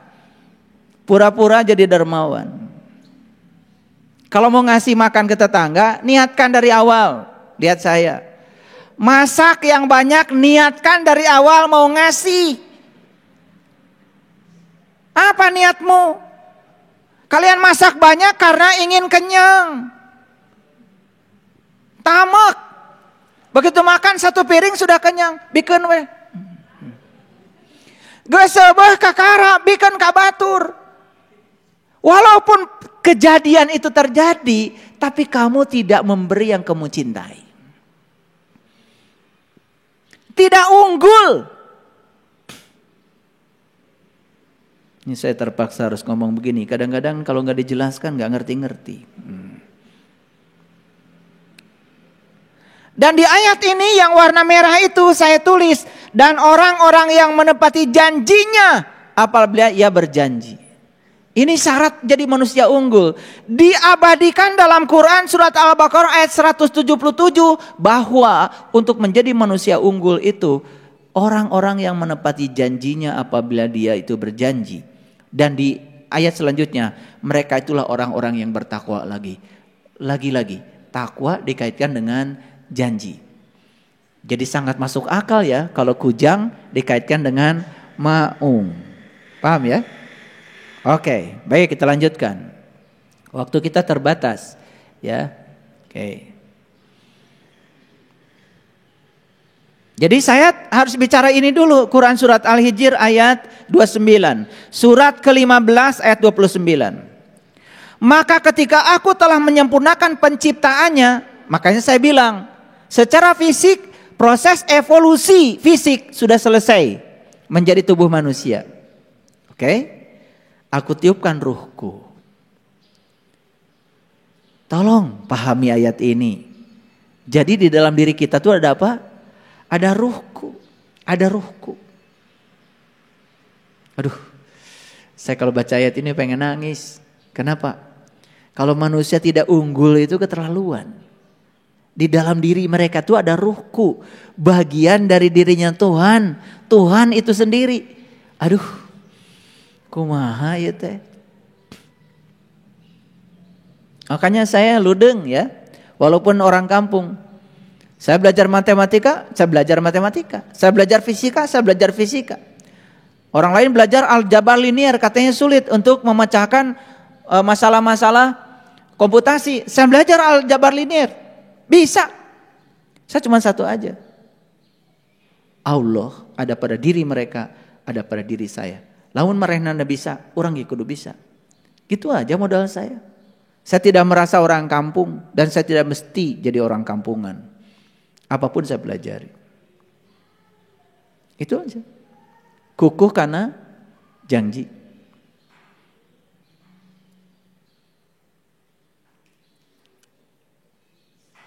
Jadi bekal utama manusia untuk mencapai keunggulan apa? Itu adalah keilahian. Jadi bekal utama manusia untuk mencapai keunggulan adalah keilahian. Sifat-sifat Allah yang ditiupkan dalam ruhku itu ada bersama kita. Jadi saya heran, banyak orang yang mengatakan abdi mah teu tiasa. Abdi mah tidak layak. Gak mungkin saya mencapai itu. Itu adalah sikap-sikap yang dimiliki oleh kita yang harus dihancurkan. Karena sikap-sikap itu menjadi penghalang. Untuk menjadi manusia unggul. Jadi ulangi lagi. Bekal utama manusia untuk menjadi unggul apa? Keilahian. Makanya manusia yang sudah bisa menjelmakan keilahian dalam dirinya disebut memiliki nilai kemanusiaan. Jadi sebenarnya keilahian dengan kemanusiaan itu sebenarnya simetri. Jadi siapa manusia yang sudah memiliki nilai kemanusiaan adalah manusia yang sudah menerjemahkan nilai-nilai keilahian dalam dirinya. Aduh. Ini kalau ngaji model kayak gini diimplementasikan dalam hidup, luar biasa, dahsyat sekali. Tidak boleh lagi ada yang merasa takut, kekurangan apalagi, subhanallah. Baik, lanjut. Nah, inilah yang diceritakan dalam Quran surat Al-A'raf surat ke-7 ayat 172. Di sini ada kata-kata, bukankah aku ini Tuhanmu? Mereka menjawab, betul kami menjadi saksi. Ayo lihat saya semuanya.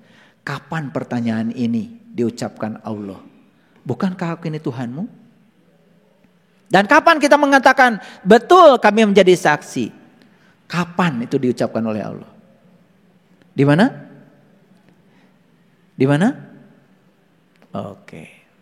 Selalu saja momennya satu. Dan saat kita di dalam rahim. Betul itu? Betul. Tetapi yang lebih betul lagi. Kata-kata, bukankah aku ini Tuhanmu? Itu terjadi setiap saat. Dan kita mengatakan, qalu bala syahidna. Ya, aku menyaksikan. Begitu lihat pohon, Allah sedang bicara. Bukankah ini Tuhanmu? Qalu bala syahidna. Tidak ada satu lembar daun pun yang jadi tanpa kehadiranmu ya Allah. Dan engkau hadir di sana. Aku menyaksikannya. Begitu kita lihat matahari. Matahari berkata, bukankah aku ini Tuhanmu? Qalu bala syahidna. Tidak ada matahari tanpa kehadiranmu. Tidak ada daya dan sinarnya tanpa kehadiranmu. Jadi kemanapun kita memalingkan wajah, disitulah kita akan menyaksikan Allah. Itulah syarat untuk menjadi manusia unggul. Kalau sudah bisa melihat Allah kapanpun dimanapun. Dan selalu kalimat ini menjadi ageman. Ayo.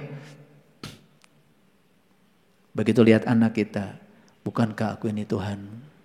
Qalu bala syahidna. Begitu lihat cucu kita, bukankah ini Tuhanmu? Qalu bala syahidna. Kita melihat Tuhan di mana-mana.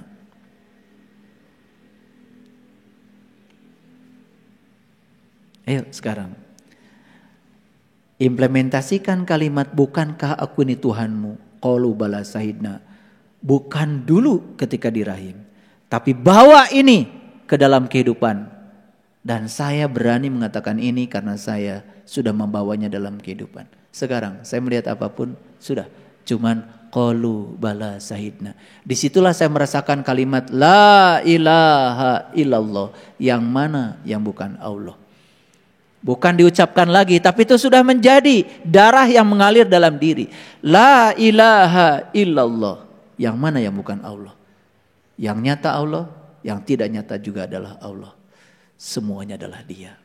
Makanya alastu birabbikum qalu bala syahidna. Terapkan ini dalam kehidupan. Nikmatnya luar biasa. Tidak perlu marah lagi, tidak perlu benci lagi, tidak perlu iri hati lagi, tidak perlu dendaman lagi. Karena semua yang kita saksikan adalah qalu bala syahidna. Keren gak kalau ayat ini dibawa dalam hidup? Keren gak? Coba sekarang lihat dia pada apapun. Oke. Tentu saja saya belum dalam nih, menjelaskannya belum dalam. Nanti ada level kedua lagi. Cukup ya sampai di situ. Nah, makanya kita lihat Quran surat An-Nisa ini. Lihat ayat An-Nisa ini. Dan sesungguhnya kalau kami perintahkan kepada mereka, bunuhlah dirimu atau keluarlah kamu dari kampungmu. Makanya tugas kita sekarang adalah keluar dari kampung. Keluar dari kebodohan, keluar dari keterbelakangan. Menuju mana? Menuju kota dong. Syaratnya apa? Bunuhlah diri. Tetapi Allah bilang di ayat ini, niscaya mereka tidak akan melakukannya kecuali sebagian kecil dari mereka. Yang berani untuk melakukan ini hanya sebagian kecil saja. Dan sesungguhnya kalau mereka melaksanakan pelajaran yang diberikan kepada mereka, tentulah hal itu lebih baik bagi mereka dan lebih menguatkan iman mereka. Bunuh diri menguatkan iman. Tentu saja bukan minum baygon. Disitulah pentingnya bimbingan seorang guru. Kalau istilah leluhur kita di tanah Jawa kan istilahnya mati sak jeroning urip. Itu kan positif sekali ajaran itu. Istilah kita di Tatar Parahyangan namanya nganjang kapageto. Istilah Nabi Muhammad mut anta qabla mut, belajar mati selagi hidup. Apa yang dibunuh? Tentu saja yang pertama yang harus kita bunuh adalah ego. Karena itulah diri palsumu. Nah, sebentar lagi kita akan bicara ego. Karena keperluan untuk menjadi manusia unggul kita harus kenal. Oke. Mari kita lihat tahap-tahapannya menjadi manusia unggul. Yang pertama, lihat saya semua. Melupakan diri sejati adalah kematian sejati. Siapa yang berhasil mengingat diri sejatinya, berarti dia telah mengalami kelahiran kembali. Tahap awal untuk menjadi manusia unggul adalah mengingat diri sejati. Dan untuk bisa mengingat diri sejati, syaratnya cuma satu. Mengalami kelahiran kembali. Baik, kita sudah lahir ke dunia ini nih. Siapa yang melahirkan diri kita semua? Kedua orang tua kita bukan? Makanya kata-kata bijaknya, ayah ibumu yang telah menjemputmu dari langit ke bumi. Makanya cari guru yang bisa mengantarkanmu dari bumi ke langit. Itulah kelahiran yang kedua.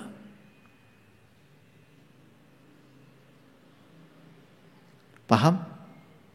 Begitu mengalami kelahiran kembali, tahu jati diri, ini adalah modal dasar yang paling utama untuk menjadi manusia unggul. Oke, baik kita lihat.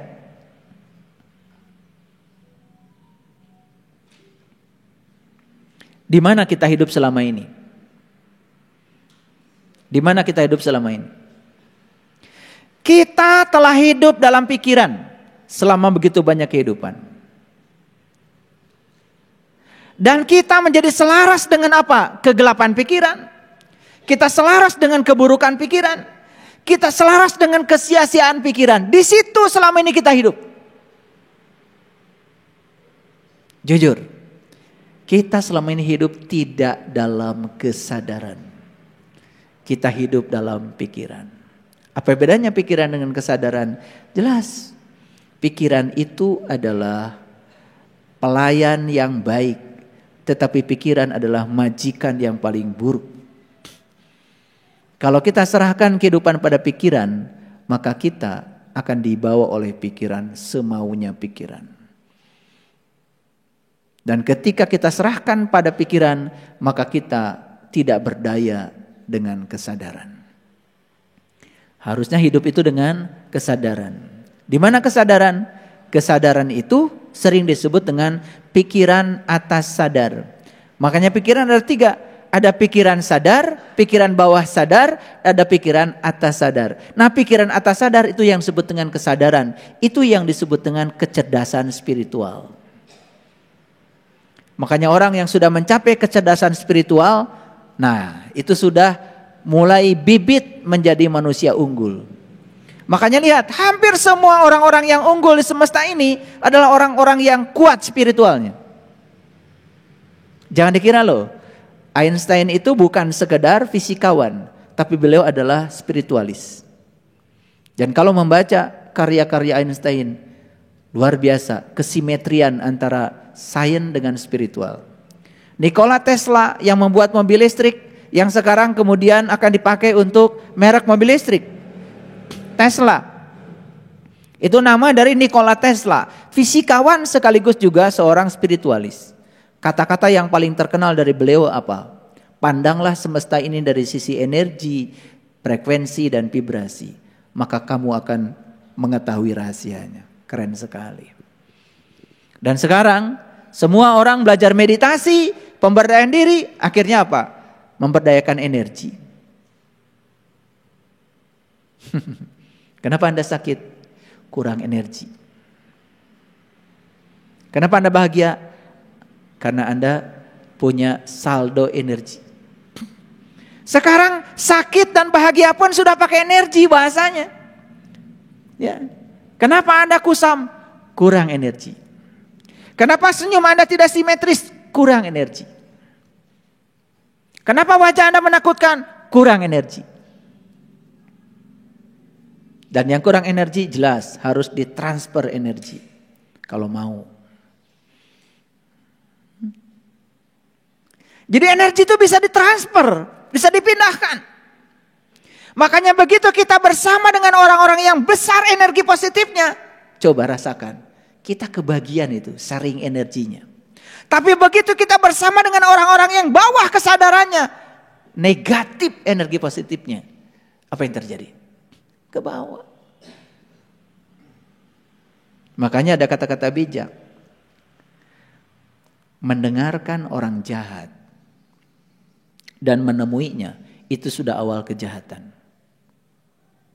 Walaupun baru mendengarkan. Jadi menemui orang jahat dan mendengarkannya, itu sudah awal kejahatan. Walaupun Anda mungkin saja baru menemui dan mendengarkannya. Itu sudah awal kejahatan. Karena energinya akan di-share ke kita, akan di-share. Tidak terasa itu. Jadi, manusia banyak yang tidak sadar kalau selama ini dia tinggal dalam pikiran. Dan selama tinggal dalam pikiran, dia selaras dengan kegelapan pikiran, selaras dengan keburukan pikiran, selaras dengan kesia-siaan pikiran. Akibatnya apa? Pikiran menjadi raja. Itulah yang disebut dengan rahwana. Si dasamuka. Betul enggak? Makanya rahwana mencuri siapa? Dewi Sinta. Siapa yang kehilangan? Yang kehilangan adalah Raja Rama. Siapa Raja Rama? Ya Anda. Siapa Dewi Sinta? Dewi Sinta itu adalah kesadaran Anda. Kemana kesadaran Anda selama ini? Dicuri sama Rahwana, penguasa negeri Alengka. Alengka itu artinya pikiran. Makanya Anda dikuasai oleh pikiran Anda. Lihat orang yang dikuasai pikirannya. Seperti apa? Pikiran itu cuma dua sifatnya. Kalau enggak loncat ke masa lalu, loncat ke masa depan. Betul enggak? Lihat tuh orang di jalan. Salib dari kiri, salib dari kanan. Reka mana si eta? Iya. Coba. Iya. Kalian juga suka begitu.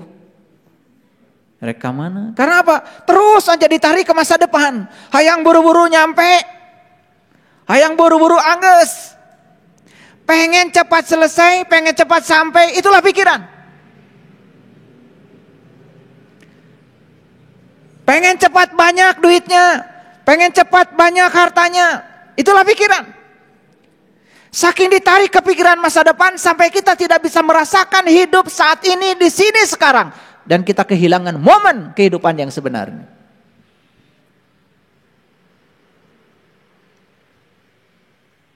Pikiran mendak itu.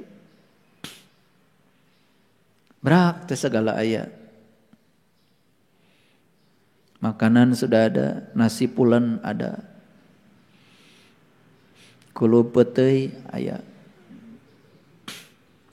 Sambal tarasi aya. Belum peda sayogi. Da pikiran mah lain mikiran nu aya, mikiran nu eueuh. Betul enggak? Celetuk teh, lamun aya ieu langkung raos tah. Gitu.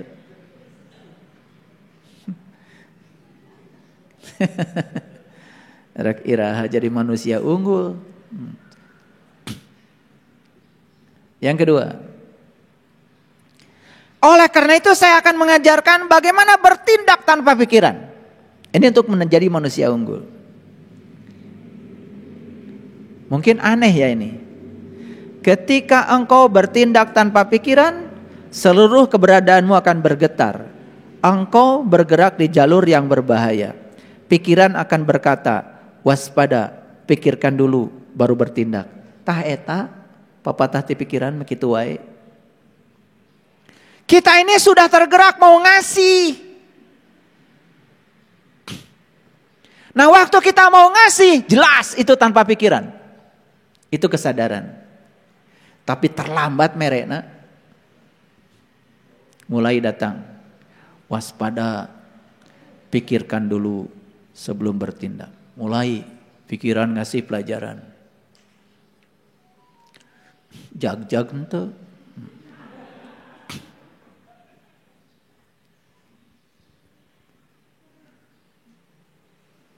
Kalau mau ngasih orang yang suka, ayo mundur.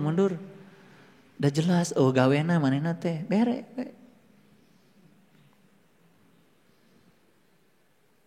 Orang ge bisa, oh maneh ge. Niatnya jangan gitu. Niatnya ngasih. Cing atuh pelit teh tong dipiara. Itu. Nah pikiran mah begitu terus ya. Selalu saja ngasih masukan-masukan yang membuat kesadaran kita tidak berdaya. Paham? Jadi harus belajar bertindak tanpa pikiran. Dan ternyata disitulah pentingnya belajar meditasi. Nih saya kasih tahu. Saya sering dapat pekerjaan yang harus selesai 1 malam. Bikin proposal. Kalau pakai pikiran jelas gak bisa. Saya lepaskan pikiran saya dan kemudian mulai ngetik aja jalan. Benar-benar tanpa pikiran. Jadi apa yang saya sebutkan di sini, seluruh keberadaanmu akan bergetar. Kita berada di jalur yang berbahaya. Memang. Tetapi hasilnya luar biasa. Tiba-tiba proposal itu jadi dan kemudian disampaikan ke sana dan orang mengira proposal yang saya buat itu dibuat berbulan-bulan. sapeting. Makanya begitu ditanya, gimana cara membuatnya? Tanpa pikiran. Makin liar, tengartieun. Ini sudah bicara di level kesadaran. Berbuat tanpa pikiran. Ini saya sering diskusi dengan istri saya. Terutama ketika banyak sekali orang yang datang ke rumah minta bantuan. Dan sampai pada tahap sudah tidak pakai pikiran. Mun pakai pikiran mah. Kalau kata saya, udah pokoknya. Itu aja ilmunya yang tadi.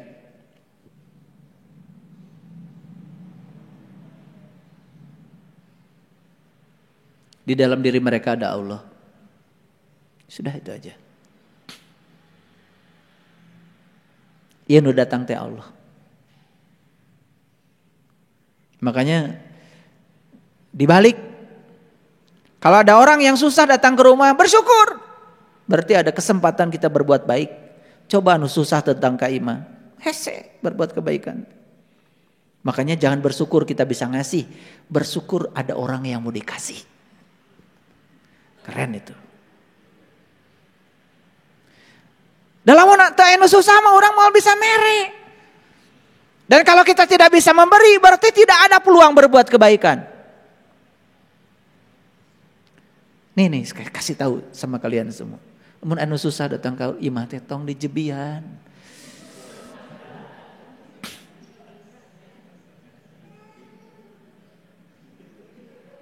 Kau mau barjeng tara datang ke imah tiba-tiba datang.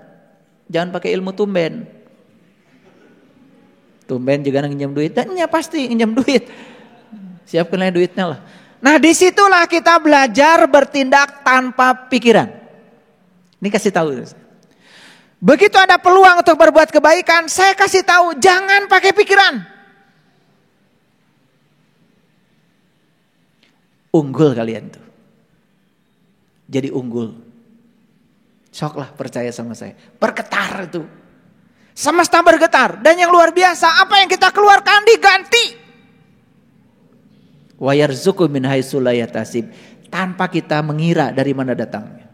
Yang penting jangan mengira. Kalau kita berbuat kebaikan pada si A yang akan membalas. Jangan. Bebaskan dari pikiran itu. Itu. Nah bagaimana caranya supaya kita bisa bertindak tanpa pikiran? Ketika kita mau berbuat sesuatu, sebetulnya dalam diri kita itu ada cinta. Dan cinta itu akan mengetuk hati kita. Lalu cinta akan berkata kepada kita, tunggu.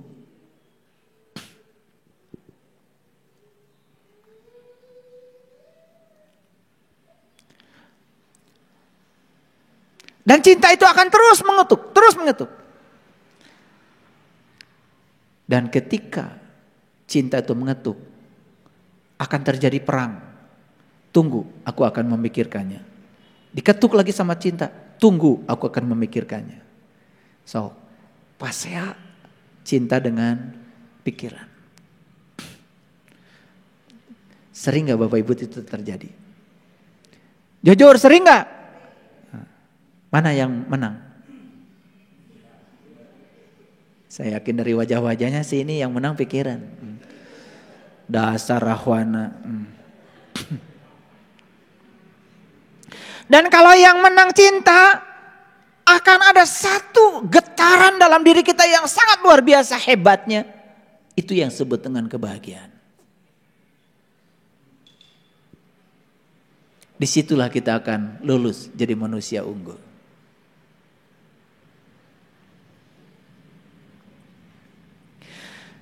Jika engkau berpikir dulu baru bertindak untuk melakukan sesuatu, maka kita akan melakukan perbuatan yang basi sekaligus juga mati. Nih lihat saya semua.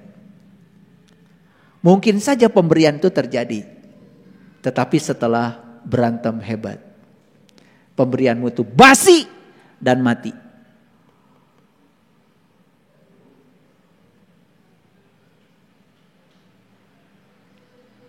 Ada orang datang ke rumah kita minta bantuan. Perdebatan itu bukan hanya antara cinta dan pikiran.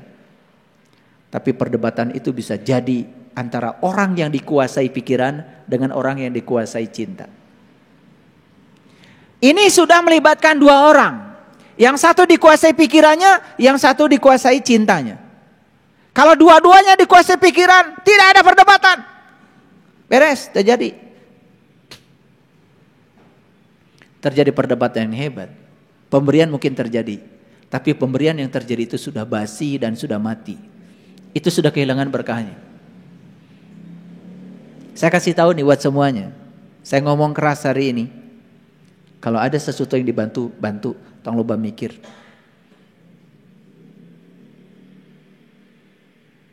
Percaya deh sama saya. Saya nggak tahu ya. Akhir-akhir ini banyak sekali orang datang ke rumah saya. Macam-macam. Tapi saya sadari. Itu adalah malaikat-malaikat yang dihadirkan Allah untuk menolong saya. Bagaimana saya bisa murah hati kalau tidak ada orang-orang yang didatangkan ke rumah? Karena kemurah hatian hanya bisa dilatih dengan cara memberi. Dan untuk memberi kadang-kadang kita harus dipaksa. Dan Allah menghadirkan orang-orang yang semacam itu. Itu cinta kasihnya Allah kepada kita. Iya.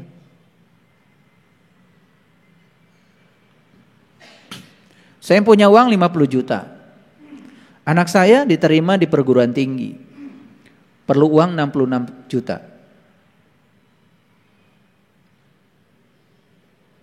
Udah. Ada orang datang, pas perlu uang 50 juta. Saya bukan bertransaksi dengan orang ini. Saya langsung dengan Allah. Yang 66 juta aja masih kurang 16 juta.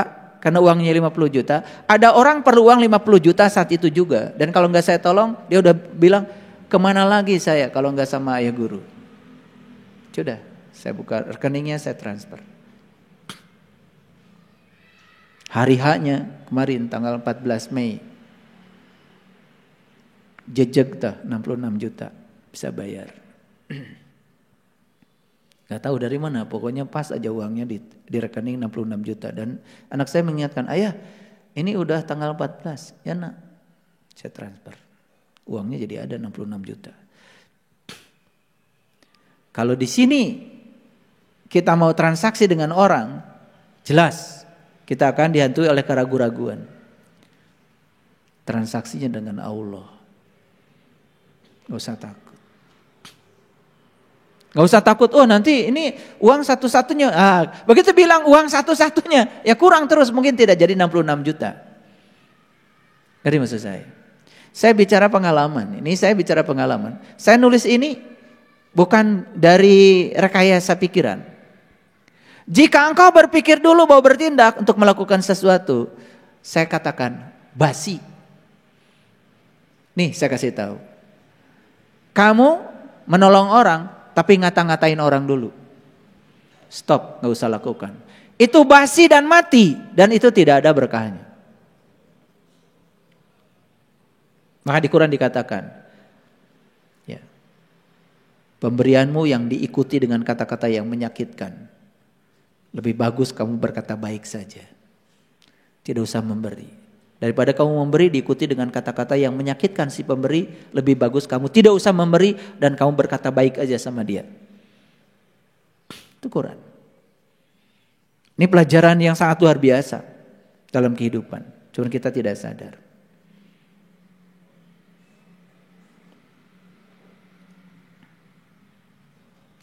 Ketika kita selalu mendengarkan pikiran, perhatikan. Sebenarnya kita tidak bisa mencintai. Kita juga tidak akan bisa bermeditasi. Kita juga tidak akan bisa benar-benar hidup. Kita juga tidak akan bisa benar-benar mati. Kita tidak hanya menjadi hantu. Kita selalu menjadi diri palsu. Sok lah, percaya sama saya. Dengarkan terus pikiranmu. Kamu akan selamanya menjadi diri palsu. Dan orang-orang yang takut kematian itu sebetulnya karena mereka yang tidak sepenuh hati menjalankan kehidupan. Ulangi kata-kata saya. Semua orang-orang yang takut kematian hari ini adalah mereka yang tidak sepenuh hati menjalani kehidupan. Dan siapapun orang yang menjalani kehidupan dengan sepenuh hati, dia tidak akan takut dengan kematian.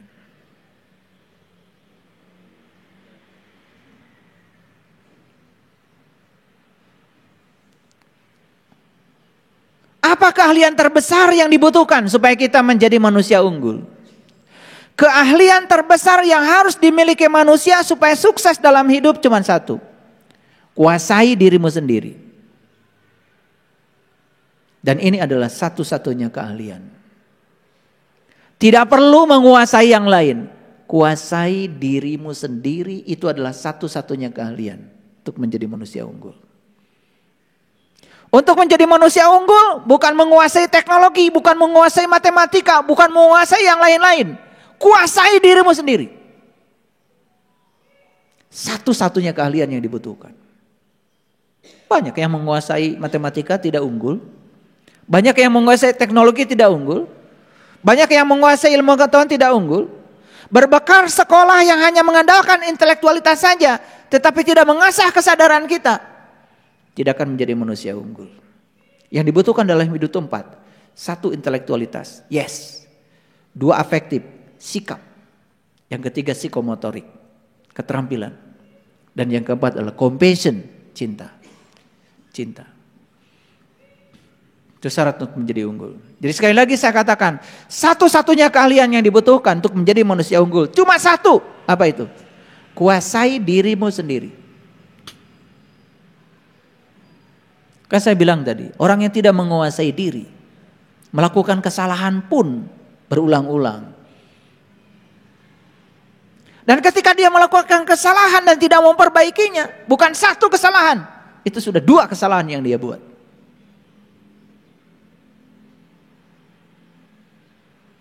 Kalau gitu, siapa orang yang punya peluang untuk jadi manusia unggul? Jika engkau bukan siapa-siapa, engkau memiliki kesempatan lebih untuk mencapai pencerahan. Pada saat engkau menjadi seseorang, pintu akan tertutup. Jadi syarat untuk menjadi manusia unggul adalah kita harus menjadi bukan siapa-siapa. Ketika kita merasa sebagai siapa, maka pintu untuk menjadi manusia unggul tertutup. Silahkan. Kau merasa diri siapa? Begitu banyak hambatan. Tapi begitu kita merasa diri kita bukan siapa-siapa, tidak ada hambatan. Pintu akan terbuka.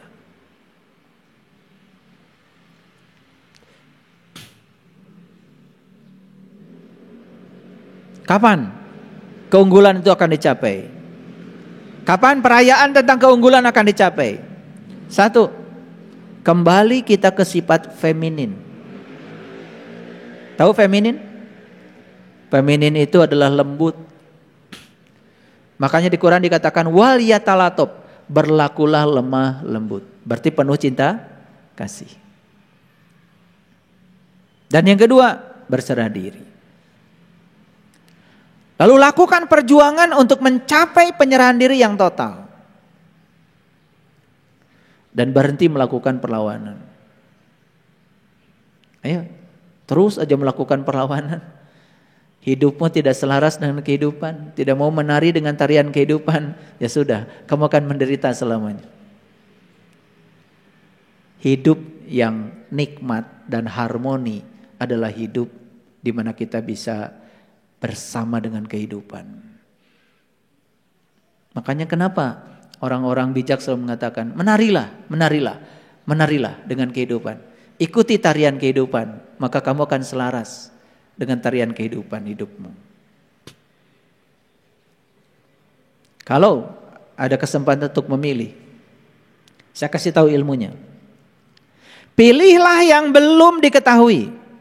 Karena segala yang sudah diketahui itu sudah kita jalani. Dan jangan pernah melewatkan yang belum diketahui. Pilihlah yang belum diketahui walaupun harus menderita, lanjutkan perjalanan kita. Satu saat akan mendapatkan nilai yang sepadan dengan manfaatnya.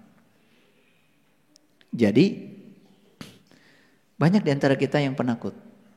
Kalau disuruh memilih 2 hal, kita memilih yang sudah kita tahu. Jarang kita punya keberanian memilih yang kita tidak tahu. Padahal kalau kita memilih yang kita tahu, Kita cuma menjalani yang sudah kita tahu. Kalau memilih yang belum kita tahu, siapa tahu kita akan mendapatkan sesuatu yang luar biasa. Sama ketika kalian meniti ke dalam diri. Kan kalian tidak tahu apa yang akan diberikan Allah pada kalian. Makanya orang yang tekun dan akan diberikan kenikmatan yang luar biasa. Dari sejak awal dia sudah tidak memilih. Kalaupun harus memilih yang dia belum tahu. Ya sudah, masuk saja. Karena ada juga yang ketika masuk dia pengen seperti yang dipikirannya. Betul nggak? Oh, saya kalau meniti ke dalam diri ingin dapat yang terang. Kamu memilih yang kamu tahu. Kamu hanya menjalani yang kamu tahu. Coba bebaskan dari keinginan memilih yang kamu tahu. Jalani saja apa yang kamu tidak tahu. Di situ kita akan mendapatkan manfaat yang sepadan, yang luar biasa. Makanya lihat orang-orang yang hidupnya selalu memilih yang dia tahu. Hidupnya ya sekedar itu aja.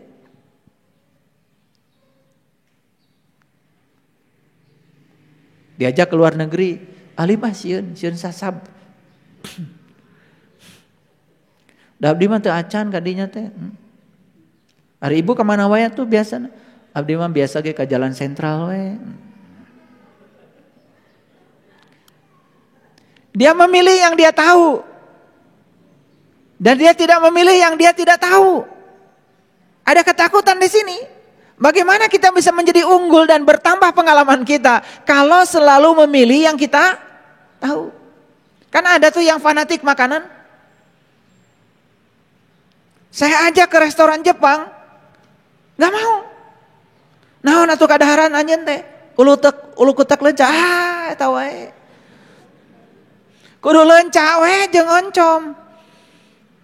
Tidak mau mencoba makanan orang lain. Makanya saya kagum ya, ada sekolah di Jepang dan mereka itu wajib menyajikan makanan dari seluruh dunia. Bayangkan. Termasuk juga jenis-jenis makanan dari Indonesia. Anak-anak Jepang SD diajarkan untuk belajar makan seluruh makanan dari seluruh dunia. Jangan cuma makanan tradisi Jepang. Persiapkan mereka untuk menjadi hidup dimanapun. Keren. Iya. Budak kurang mah ada hayeuh we peda jeung sambal. Paling mewah kangkungnya. Hese atuh. Begitu sekolah di Jepang bingung cenah wadahareun di Jepang.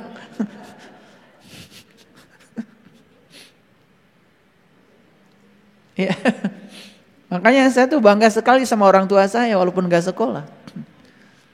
Dari kecil tuh diajarkan, ya pokoknya sok diajar makan ikan yang cuman dideangkeun makan. Makanya sekarang biasa makan sashimi. Ya nggak kampungan banget lah gitu. Gitu. Makanya kenalkan anak-anak kita. Nih kasih tahu anak-anak kita, ajarkan mereka yang mereka belum tahu. Dan kalau ada dua pilihan, ajarkan mereka untuk memilih yang mereka belum tahu. Biar luas pengetahuan. Hayo we sarapan teh kupat tahu.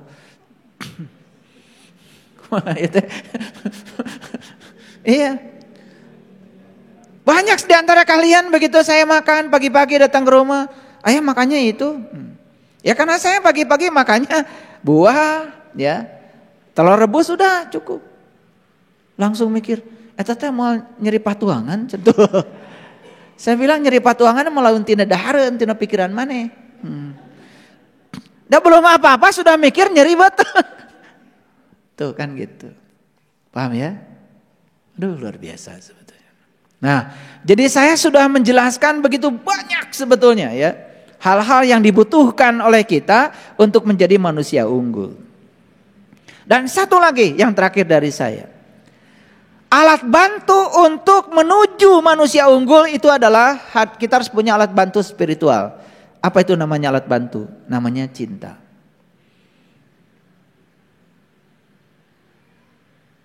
Dan jadikan cinta sebagai makanan hati kita. Tumbuhkan keberanian untuk membuka hati kita. Bukan hanya pada satu orang, tetapi pada seluruh semesta.